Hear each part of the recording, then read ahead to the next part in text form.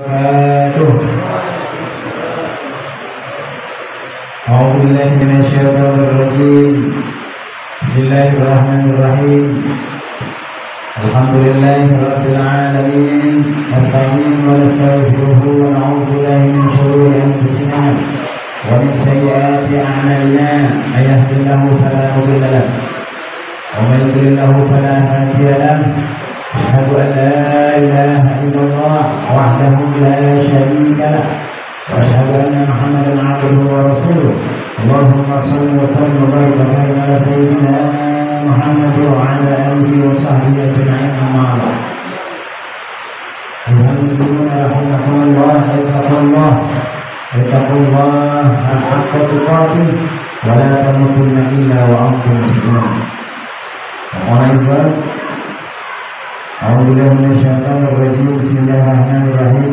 يا أيها الذين آمنوا كتب عليكم الصيام كما كتب على الذين من قبلكم لعلكم تتقون. Hadirin kaum muslimin, jemaah salat subuh yang dirahmati Allah Subhanahu wa taala. Alhamdulillah, syukur pada Allah Subhanahu wa taala. Di pagi yang membawa berkah ini Allah masih berikan kita banyak kenikmatan dalam kehidupan kita. Kesempatan umur yang telah diberikan Allah pada detik ini, sehingga kita bisa dapat bersilaturahmi kembali, menunaikan ibadah kepada Allah Subhanahu wa taala, menunaikan ibadah salat subuh berjamaah. Nikmat yang gak kalah penting juga nikmat iman, nikmat kesehatan, dan juga nikmat kesempatan. Dan banyak orang-orang saudara-saudara kita tidak diberi kesempatan oleh Allah untuk hadir cepat dalam berbagai hal dan sebagainya. Nikmat kesehatan, banyak yang sakit di rumah sakit, sakit kaki, sakit kepala, dan lain sebagainya. Segala macam alasan manusia ketika Allah Subhanahu wa taala memanggil manusia berbagai alasan. Maka kita yang diberi Allah Subhanahu wa taala nikmat-nikmat yang sempurna ini, maka pergunakanlah untuk meningkatkan ibadah kita kepada Allah Subhanahu wa taala dengan semaksimal mungkin.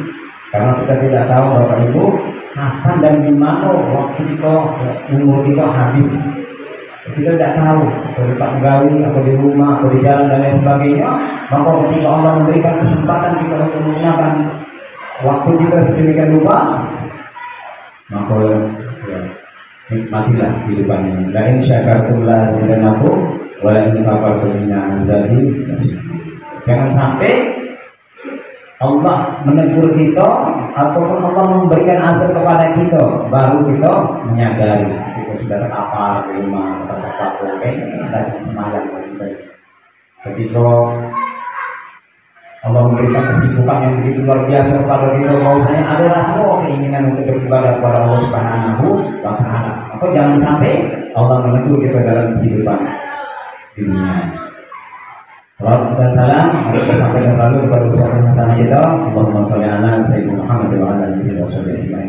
Semoga bertahan senantiasa menyertai zuriat-zuriatnya, para sahabat-sahabatnya, dan juga kita semua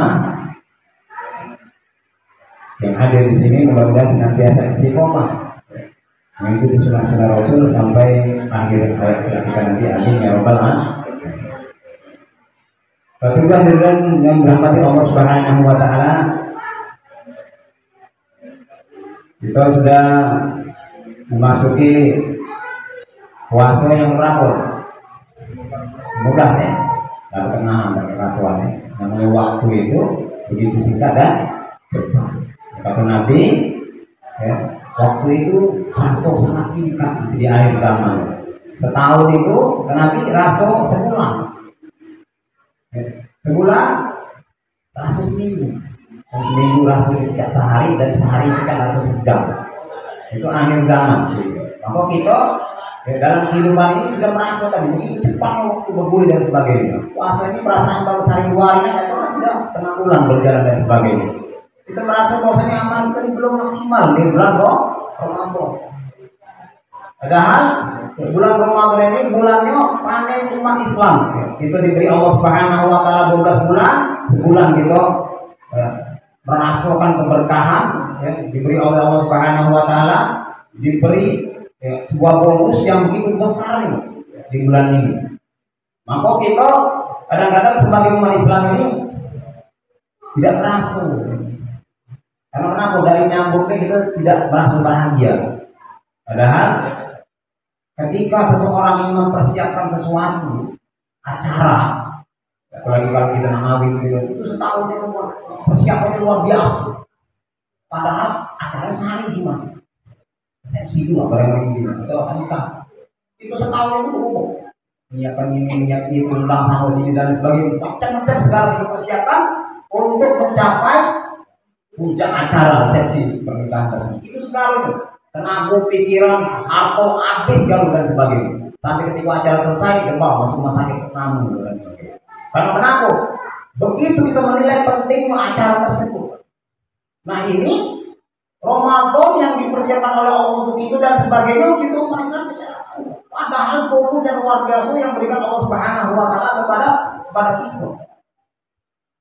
Maka para ulama ya, mendahulukan sebelum Ramadan itu persiapan-persiapan yang harus kita lakukan. Malahan sebelum Ramadan itu dianjurkan memperbanyak puasa, memperbanyak amalan dan sebagainya. Bahkan Rasulullah itu di bulan Sa'ban itu puasanya hampir menyamai dengan puasa bulan Ramadan. Saking banyaknya beliau mempersiapkan diri. Dan ini berdiri ketika masuk Ramadan, itu puasa. Aku tidak kelompok aku sehari 2 hari. 3-4 hari, banyak asap di pinggir jalan. Nggak pula ada sini. Karena kenapa? Karena kita tidak merasa bahwasanya bulan Ramadan ini adalah bulannya keberkahan, bulan dipanen umat Islam dan sebagainya. Begitu pula kalau kita nak memanen padi misalnya di sawah, itu sebulan cuma paling 2 bulan. Kalau masih rambutan, itu gembira, bukan main orang-orang yang punya kebun, punya usaha-usaha seperti itu. Atau dia manen 10, atau kebun buku dipanen habis. Tidak mungkin ditinggalnya separuh. Separuh deh bulan depan atau tahun depan lah. Bahasa kita ini supaya bisa ninggalin anak cucu atau ponakan bagi balik ke sini. Tapi kita bosok kan. Nah begitu bulan Ramadan kan Allah memberikan cuma sebulan. Nah sebulan ini manfaatnya dan maksimal mungkin. Jangan sampai zom kosong. Kalau kata Nabi jangan sampai umat itu puasanya hanya dapat lapar dan haus banget. Anak ruginya Pak, kita lelah, capek-capek, bangun ngadal dan lain sebagainya. Tapi hasilnya zong di mata Allah Subhanahu wa taala. Maka mari di pertengahan Ramadan ini kita evaluasi. 15 hari kemarin, 14 hari kemarin sudah kita jalani, mari kita evaluasi kembali. Ya, ibadah-ibadah apa yang belum kita maksimalkan. Padahal amalnya Ramadan itu kan sudah diberitahu dan diberi kabar semua. Padahal ya, sederhana amal Ramadan. Sederhana, tapi kita meningkatkan jumlahnya, kualitasnya, ya, yang harus kita tingkatkan. Volumenya maksudnya. Apa yang mesti kita persiapkan atau tingkatkan amalnya Ramadan supaya kita bisa mempertahankan sampai finish yang diharapkan oleh Allah Subhanahu wa taala. La'allakum tattaqun. Jago ibadah sholat itu harus maksimal. Kalau selama ini kita sudah konsisten untuk sholat 5 waktu tepat waktu, maka upayakan untuk sholatnya di masjid atau musola dimanapun kita berada. Kalau fadilah yang luar biasa, kita sholat biasa main berjamaah itu pahalanya 27 kali lipat, 27 derajat. Pahala sholat berjamaah di musola, di masjid dan lain sebagainya. Apalagi di bulan Ramadan, kalau lebih dari lipatan tersebut. Karena rahasia, Allah bisa lipatkan sampai 1000 kali lipat. Itu tidak tahu Allah yang menilai. Maka sampai hari harus sampai kita tingkatkan lebih pakam lagi, maksudnya sampai di ujung.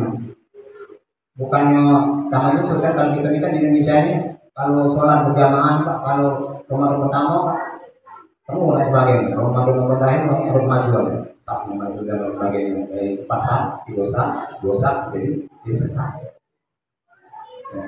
Oke, terakhir malam-malam ujung lagi tinggal di Nowong tapi mudah-mudahan kalau di perumahan jarang kalau dekat sini lah Pak tinggal ngucat ya Pak ya, ya, jadi harus dimaksimalkan dijago Pak Bu bagi sholat yang bolong mohon untuk diupayakan semaksimal mungkin sholatnya di lengkap karena sholat ini adalah hal yang penting hal yang pokok di mata Allah Subhanahu wa Ta'ala bahkan sholat ini menjadikan barometer dalam kehidupan kita ukurannya. Karena amalan pertama kita yang akan dihisab oleh Allah Subhanahu wa Ta'ala kata Nabi adalah ibadah sholat. Baik buruk amalannya, sholat yang dinilai yang paling utama. Tapi kita puasa sholat pun, asal ditanya, zuhur ada. Tidak, itu bukan kita sebagai astagfirullah. Akan sia-sia. Karena sholat ini adalah hal yang pokok yang harus kita pertahankan.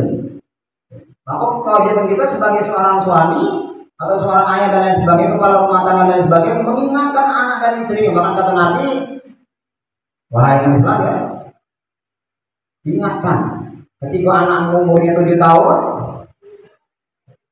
ajari dia untuk mendirikan sholat. 7 tahun. Jadi kalau umur-umurnya ini diajar, dampingi dan sebagainya. Jadi supaya dia tahu baca ini semalam, baca ini semalam dan sebagainya. Diajar. Itu kewajiban itu, tanggung jawab itu. Dan panggilannya ketika dia melakukan sholat itu amal itu. Karena mereka itu suci, mereka ini bersih di mata Allah Subhanahu wa Ta'ala. Apapun yang kita lakukan, panggilannya akan mendapatkan kita. Ketika dia buat kemaksiatan, dapat kita. Ketika dia buat berbaik, dapat kita. Maka terserah kita, nanti dijadikan aku anaknya. Maka ketika dia umur 10 tahun, beri dia hukuman, sanksi dia. 10 tahun ya Pak, belum balik, disuruh ngasih. Apalagi kalau lakukan kok, gak tahu lagi apa nyuruhnya dan sebagainya. Kalau lakukan kok, hukumannya lebih pas. Bahkan Nabi memponis bisa membedakan antara yang kafir dengan yang tidak. Artinya bisa diponis beriman dan tidak beriman ukuran ibadah sholat di waktu itu. Tidak main-main. Di yaumil akhir, ketika kita banyak ngomong pahala dan lain sebagainya, tetapi pahala kita sholat kita zong, maka kita khawatir amalan semuanya akan ditolak oleh Allah Subhanahu wa Ta'ala. Nah ketika ini udah mantap dan lain sebagainya kita jago di bulan Ramadan ini, sholat sunatnya baru itu Pak. Nanti kita sholat duha cak iyoyena, sholat tarawih ngejar cak iyoyena, sholat asar, Jumat dan lain sebagainya. Maka kita hal pokok utama. Duha, sholat tahajud, tambah dan lain-lain. Walaupun yang ditingkatkan di bulan Ramadan itu pokok Pak. Ibarat kalau ayat ini membagi ke beras, kalau kita sholat 2 rakaat dapat sekarung beras, kalau 11 rakaat dapat 11 karung, pasti pikir kalau 23 rakaat bisa dapat 23 karung, kamu kerja lah kira-kira. Pasti Pak gancang kamu sholat 23 rakaat. Nah, Madinah itu ada sholat 40 rakaat. Sholat apa pasti? Kalau dapat 43 karung. Pasti sholat Pak. Walaupun jam 2 dimulai pasti kita absen aku belum nama dan pasti Pak. Kalau dinilai dengan atau ini Allah yang balas lebih dari itu Pak. Bayangkanlah sholat sunat sebelum subuh. Yang kita lakukan itu paling lebih baik dunia dan situ. Artinya tidak ada karung-karung Pak kalau dinilai dengan beras. Itu ini kadang-kadang termantungnya. Coba kalau kita bandingkan antara busur dengan palu. Oke lah kalau dapat beras kalau mantor kita berdoa langsung dapat beras depan aku. Tapi kalau kita buat dosa, jauh sih Pak. Kalau itu kok, lalu sama anak, dosa, jauh. Bukan meminum, jauh. Kucing kemarin ini berbelakang, ada kira-kira. Maka Allah itu maha adil, tidak ditampakkan dengan nilai-nilai real di mata kita. Harus kita jaga tetap semangat. Yang kedua, amal yang Ramadan yang harus kita pertahankan dengan maksimal adalah qiraatul Qur'an, baca Quran. Kalau kita tak konsisten, yang penting ya, capek tercapai. Habis sholat lupa. Karena sebaik-baik kamu adalah orang yang belajar Al-Quran dan belajar yang membaca Al-Quran, yang rutin dan sebagainya. Itu yang kadang-kadang Pak nyelot membaca Al-Quran alam sahur, nyelot sini besar. Kalau kita aktif, paham atau gitu, ucap. Maju hati kita terus asapnya. Dengan masuk Quran ini baru dibuang aja. Aku lebih jujak aku dan lain sebagainya. Aku yang bahwasanya panggilan luar biasa. Aku juga setujunya tulis dengan gitu dan sebagainya. Aku bikin coba dilakukan dan lain sebagainya. Maka Al-Quran itu kalau kami di depan aku itu sudah coba no. Jadi lihat Al-Quran baru kita sholat itu parah kalau masjid parah lagi. Supaya kenapa? Supaya kita bisa langsung menyambarnya langsung bacanya. Kalau kita kaget baik, kaget belan, santai sudah, tidak lagi santai waktu itu. Kalau santai itu hati dan lain sebagainya. Baca Quran itu panggilannya luar biasa, kebarokan di dunia, kebarokan di akhirat. Tidak ada orang-orang yang mengamal Al-Quran itu yang hidupnya mengharapkan susah. Kata-kata para guru ngaji itu diberikan keberkahan oleh Allah Subhanahu Wa Taala. Di dunia, di akhirat sana luar biasa. Salah satu di akhirat sana adalah dia akan menjadi teman yang baik kita di alam kubur. Itu bisa dari bahasa siswa kubur itu orang-orang yang senantiasa membaca Al-Quran. Baca Quran itu jangan sampai kita dibuat remo dengan dunia ini.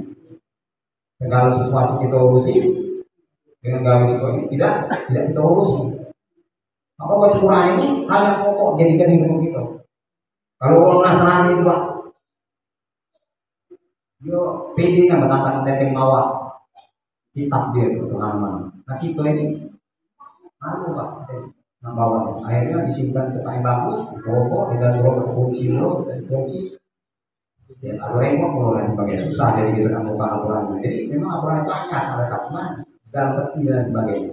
Nah, mereka ini diamalkan terus. Padahal ajaran kita tahu bahwasanya ajaran mereka banyak kekeliruan yang sudah direnovasi oleh mereka. Jika mereka cuma sesuai dengan kehendak mereka. Aku pengen ini, lebih banyak. Aku pengennya lebih banyak. Aku pengen lebih banyak. Akhirnya mereka ya, memuaskan hawa nafsu mereka lain. Kita tidak ada di Al-Quran dijaga oleh Allah Subhanahu Wa Taala. Dan fadilahnya kalau ini luar biasa dikasih oleh Allah Subhanahu Wa Taala. Kata Nabi, aku tidak, kata Nabi, Allah tidak memberikan pahala itu alif lam mim itu satu kata tidak ditulis. Jadi alif satu, lam satu, mim satu kebaikannya. Jadi kalau kita baca alif lam mim, pahalanya 3. Satu pahala itu diberi 10 kebaikan. Artinya ketika kita baca alif lam mim itu 30 kebaikan di sisi Allah Subhanahu Wa Taala. Ya hari biasa. Kalau di Ramadan lebih dari berkali-kali itu. Kalau kita hitung halo. Kalau kita baca alif lam mim zalika kita melalui bab ini terus. Halo yang kita mulai setiap hari. Habis sholat kita baca lagi. Habis kegiatan santai itu baca lagi dan begitu banyaknya pahala di sisi Allah Subhanahu Wa Taala. Anak-anak yang dikoreksi kebanyakan itu sekarang kalau anak-anak sudah khawatir Pak, sudah banyak baca Quran. Ini susah. Susahnya kita mencari guru yang banyak disuruh anak. Apalagi bapak. Kalau ibu sudah banyak mengajar ibu di mana-mana. Kami kontrol binatang ini, kami di SNRJ itu ratusan kelompok, sudah banyak ibu yang pacaran. Nah bapak-bapak ini yang susah buat kelompok pengajian. Kalau di kelompok pengajian ini 10 kali pertemuan, kuat. Lama 10 kali pertemuan, 10 kali pertemuan, kuat.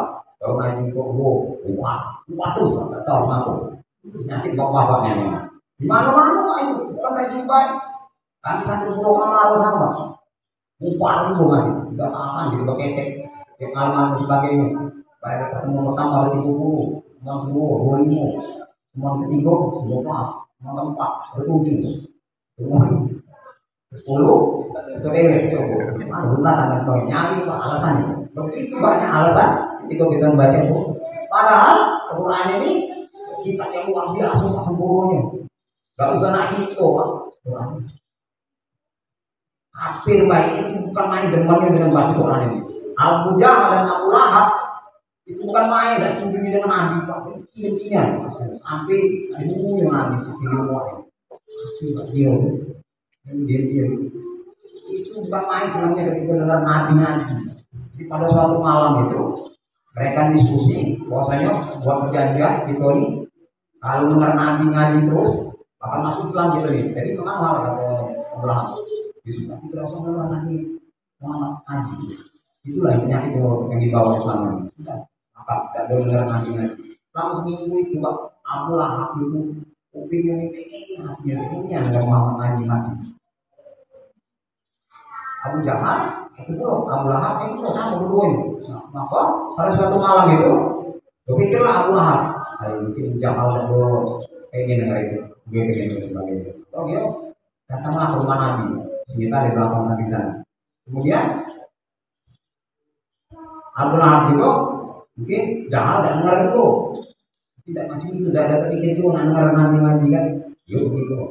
Maka Abu Lahab dan Abu Jahal ini sebelah kanan, sebelah kiri, dengar Nabi ngaji. Malam-malam itu udah balik Nabi ngaji gitu. Sambil mundur, kita mulai di belakang. Tidak ada sebelah belakang. Aku kau sini Pak. Ya, aku lewat baik tadi. Jangan, pasti kalau nama ngaji. Akhirnya mereka ngaji bahwasanya begitu pentingnya itu indahnya Nabi Muhammad membaca Al-Quran sehingga mereka tidak bisa tidak mendengar baca Al-Quran. Nanti boleh Pak.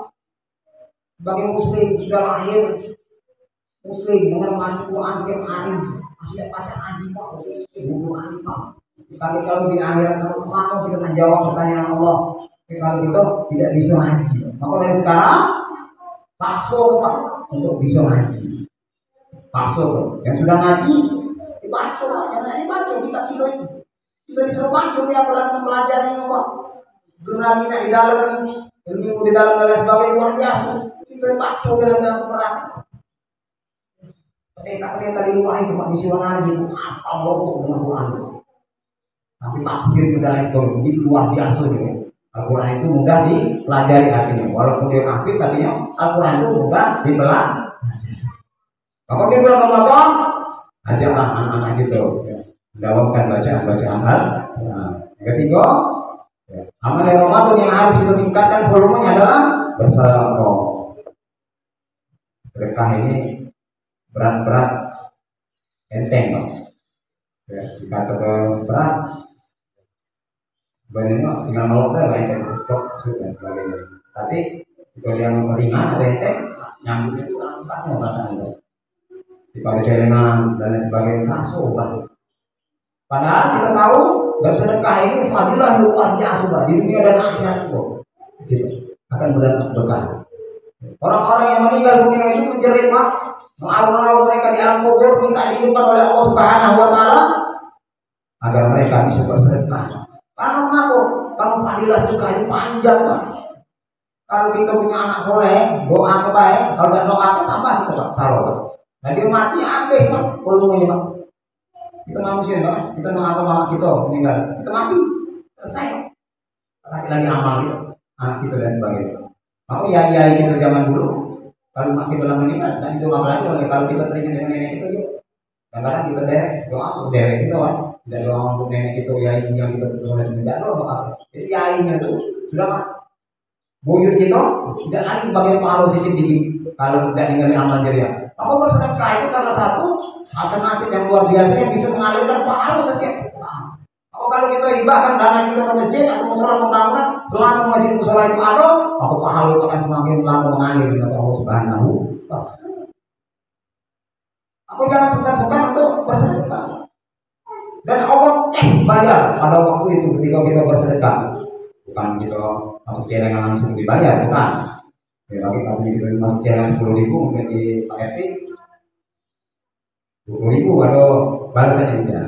Allah Maha tahu keikhlasan itu. Karena suatu kisah ada jamaah majelis taklim dia ini nak berangkat ke musola, nak beli bensin dulu terlebih dahulu. Kalau duit separuh beli bensin, mau susah. Jadi nak beli bensin dulu ada sakit dalam sudah balik dari sholat ya. Nah ketika sampai di musola ada ceramah pertama sekali untuk subuh. Ada celengan lewat, dia pikir 4 kali Pak. Nah masuk ke celengan apa tidak? Kalau di sini lah nilainya seberapa? Pikir-pikir karena iman yang berbicara pada waktu itu Pak. Kalau di lingkungannya semangat, mau dimasukin lah celengan. Bismillah. Setelah dimasukin celengan, habis Pak. Ya separuh bensin. Kalau pertalite sekarang 7.000 mungkin 7.000-an ada duit. Masukin lalu tadi. Maka sambil dia balik, pas pertengahan jalan prediksinya benar. Mogok motor. Nah, mogoknya itu. Maka sambil berucap dia sambil berpikir, gak lemaknya katanya jadi susah. Itu bahasa dia, Pak. Bukan dia menyesali sedekah tadi dah. Dia ngomong gak lemaknya katanya jadi susah. Dia nanti sedekah ini korban yang dan lain sebagainya. Tapi Pak, ketika Allah memandang keikhlasan dia pada waktu itu, Allah langsung bayar cash Pak. Tiba-tiba ada kawannya hampir dia sudah ceritakan dia bawa motor, kalau motornya itu disamping oleh kawannya. Dia oleh kawannya. Apa siapa kan? Ngobrol panjang, akhirnya dibantu oleh kawannya, diajak ke pom bensin, diisi full tank. Kalau dia tidak bersedekah pada waktu itu Pak, tidak mungkin tiba-tiba motornya itu diisi full. Allah yang mudahkan seluruhnya Pak. Diisi oleh kawan yang full. Ibarat kalau motor NX ada 70. Kalau motor biasa ini sekitar 30.000 lah. Hal ini sudah berapa kali lipat dibalas oleh Allah Subhanahu wa taala. Nah, kawan ini hibah melihatnya. Hibah melihat itu. Ini kawan susah dan sebagainya. Maka kalau makan oleh kawannya. Nah, tadi ada acara ini duit, amplopnya belum buka, kalau di rumah belum buka. Jangan buka di sini baru. Kita cari tempat dibukanya di rumah itu berapa nilainya? 1 juta. Nilai 1 juta kalau waktu itu. Belum tambah terkejut sendiri. Kalau dia tidak bersedekah pada waktu itu tidak mungkin.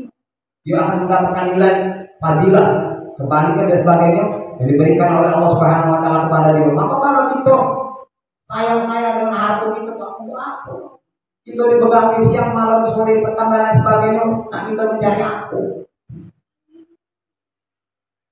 Kalau kita tidak menyisikan untuk akhirat itu, karena kita ini berhadapan dengan maut atau kematian, Pak. Siapa bagi yang akan bertanggung jawab segala harta itu yang akan diberbukan oleh maka sisi kenapa? Para sahabat kalau bersedekah Pak, berlomba-lomba Pak. Raja yang sering kapal waktu itu Utsman bin Affan. Kalau dia ada lelang Nabi, kita bangun ini kata Nabi. Waktu itu nak perang kan, kita akan perang ini. Siapa yang bersedekah? Kita butuh dana 1 miliar. Aku ya Rasul 100 juta. Aku ya Rasul 200 juta. Aku ya Rasul 300 Utsman. Aku ya Rasul 500 juta. Masa dia itu masih kurang. Aku ya Rasul. Aku ya Rasul. Tambah lagi 200 juta. Terus sampai cukup. Begitu Utsman bin Affan itu ketika melihat peluang amal yang begitu luar biasa ini. Sehingga Utsman bin Affan itu hartanya sampai sekarang masih Pak diwakaf di Arab Saudi sana. Sampai sekarang pahalanya mengalir di sisi Allah Subhanahu. Dan yang terakhir Pak, yang amalan yang harus kita konsisten jaga selama di Ramadan ini adalah berzikir kepada Allah Subhanahu wa taala. Kalau kita terlalu capek dalam beribadah, kurang capek dan sebagainya, jangan berzikir. Jangan sampai kita hilang mengingat Allah Subhanahu wa taala. Banyak macam-macam zikir yang diberikan Allah Subhanahu istighfar itu menghilangkan dosa.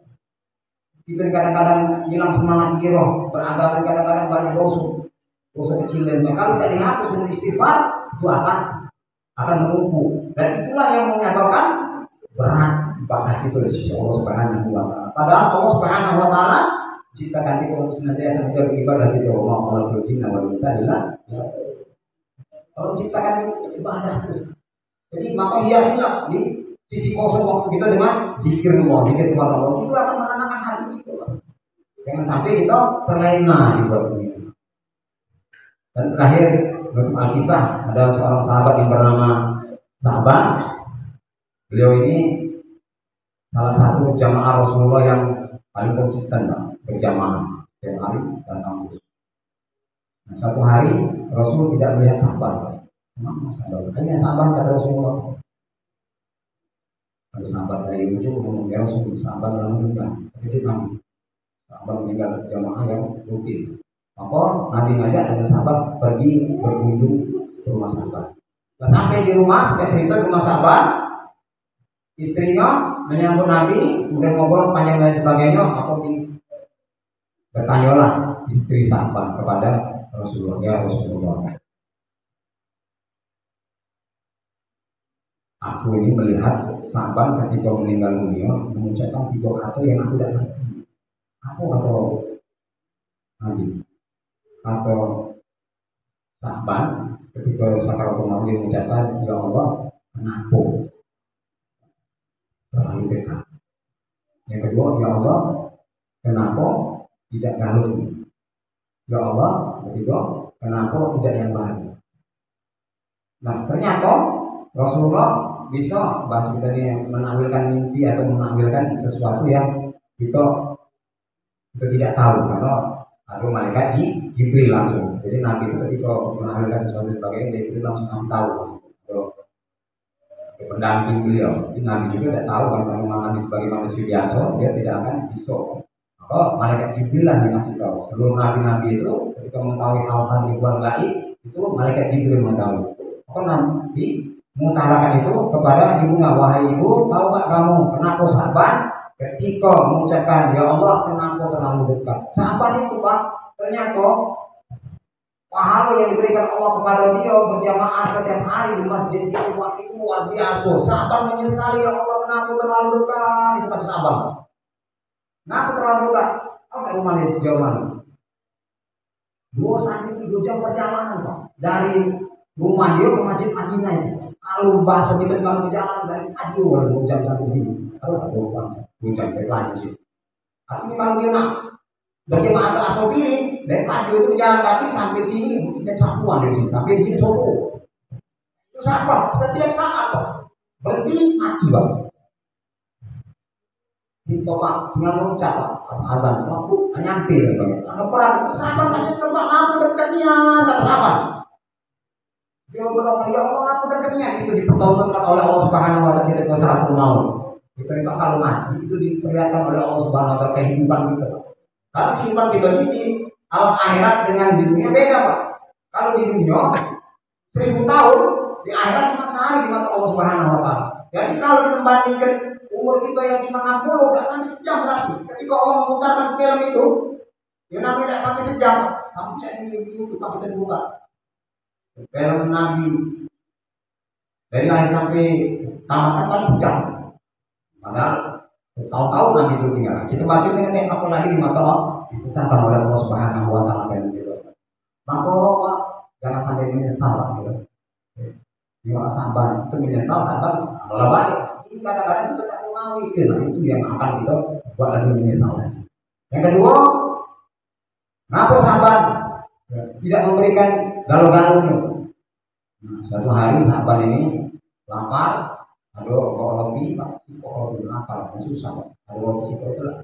Nah, makan sama keluarganya, jadi kalau ada potong-potongnya ada orang musafir atau tetangga lewat mentok itu, wahai sahabat, itu akan makan, kami lapar, lalu wahai sahabat itu langsung dipotongin dua.